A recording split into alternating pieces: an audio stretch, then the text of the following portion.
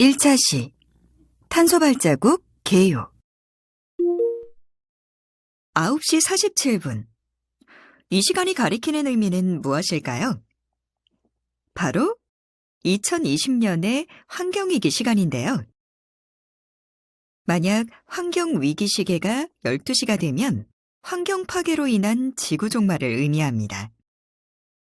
산업화로 인하여 지구의 온도가 상승하게 되면서 지구온난화, 사막화, 해수면 상승 등 다양한 환경 문제가 발생하고 있습니다.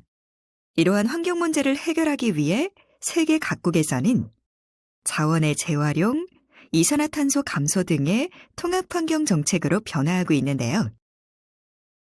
그중 하나가 탄소 발자국과 관련된 정책을 수립하는 것입니다.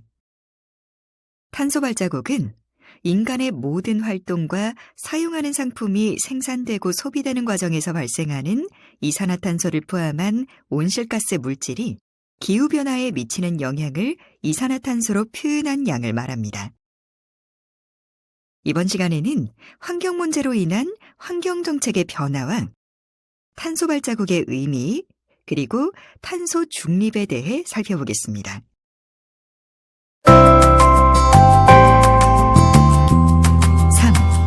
탄소 중립 정책. 앞에서 잠깐 언급했듯이 전 세계가 탄소 중립 정책 실행을 선언하고 있는데요. 탄소 발자국을 줄이는 것이 탄소 중립을 실현하는 첫걸음이라고 할 수 있습니다. 탄소 중립 정책은 제품, 서비스, 개인, 시스템 및 도시에서의 탄소 발자국을 저감하기 위해 각 국가별로 수립하고 있는 정책을 말합니다. 여기에서 탄소 중립이란 산업화 등을 통해 배출한 온실가스를 흡수하는 대책으로 실질적인 배출량을 0으로 만드는 개념입니다. 그렇다면 탄소 중립을 실행하기 위한 방안에 대해 조금 더 자세히 살펴볼까요?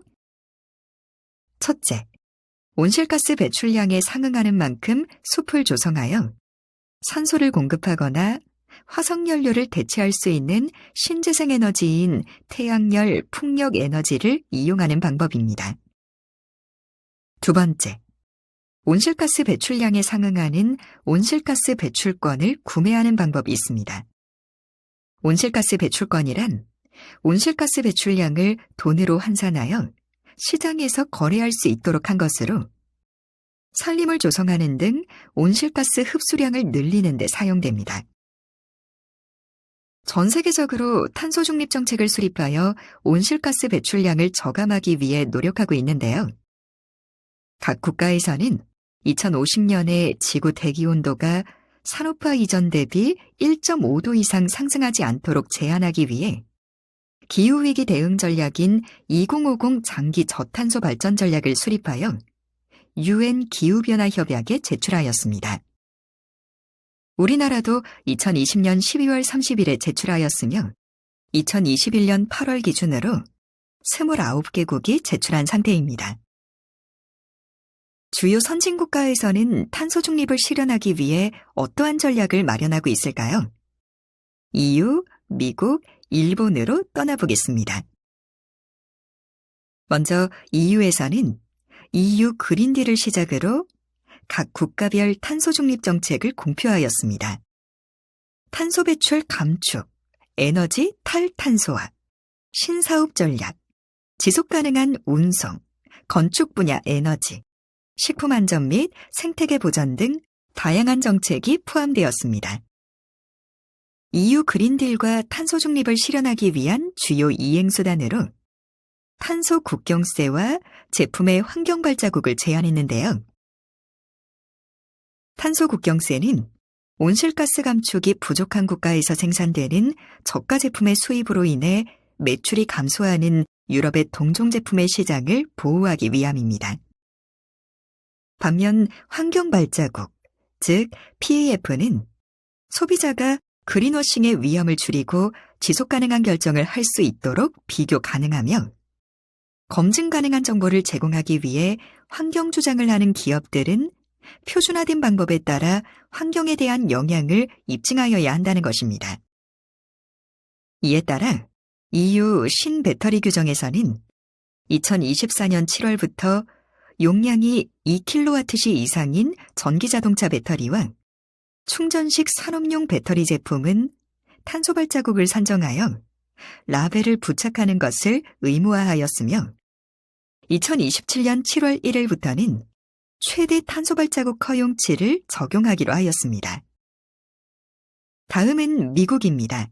미국에서는 파리협약 재가입으로 탄소 중립, 화석연료 규제, 탄소 국경세 도입, 기후변화 대응 투자, 에너지 전환 정책을 발표했는데요. 클린 에너지 혁명을 시작으로 2035년까지 발전 분야에서 탄소 중립 목표를 설정하였으며 2050년까지 국가 탄소 중립으로 목표를 설정했습니다. 주요 내용은 교통 인프라, 식수, 전력망, 고속 광대역 인프라, 건물 신축 및 현대화, 돌봄 경제 인프라, R&D 및 미래 기술 투자, 제조 및 중소기업 지원, 인적 자원 투자 등에 투자할 계획입니다. 일본은 2020년 10월에 2050년까지 탄소 중립을 달성한다는 목표를 선언하고 2020년 12월에 그린 성장 전략을 발표하였습니다. 그린 성장 전략은 해상풍력, 수소, 자동차 등 14개 중요 분야 목표와 실행 계획을 포괄하고 있습니다. 주요 내용은 전력, 에너지 분야는 2050년까지 수소 소비량을 2천만 톤으로 확대하고 수송 제조 분야는 2040년까지 정보통신 산업의 탄소 중립을 실현하며 가정 건물에서는 2030년까지 신축 주택의 이산화탄소 배출량을 평균 제로화 방안을 제시하였습니다. 그렇다면 우리나라는 어떨까요?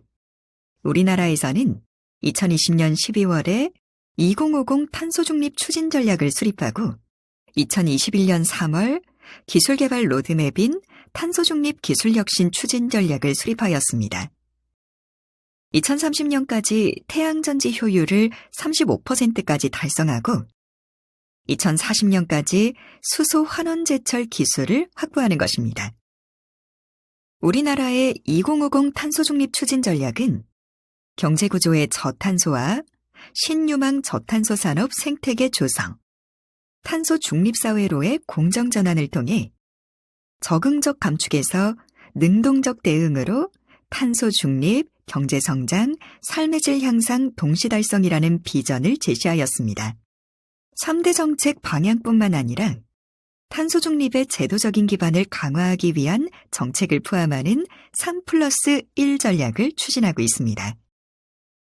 탄소 중립 기술혁신 추진 전략에서 제시한 탄소 중립 10대 핵심 기술은 국가 상위 계획인 그린 뉴딜, 탄소 중립 추진 전략과 온실가스 감축 기여도, 주력산업 연관성 분석을 통해 태양광, 풍력, 수소, 바이오에너지 등 에너지 전환 부문, 철강, 시멘트, 석유화학, 산업공정 고도화, CCUS의 산업 저탄소화 부문, 수송 건물로 구분하여 도출하였습니다.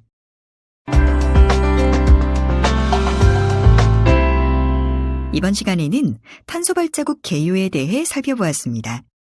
다음 시간에는 전과정 평가 계유에 대해 알아보도록 하겠습니다. 여러분, 수고하셨습니다.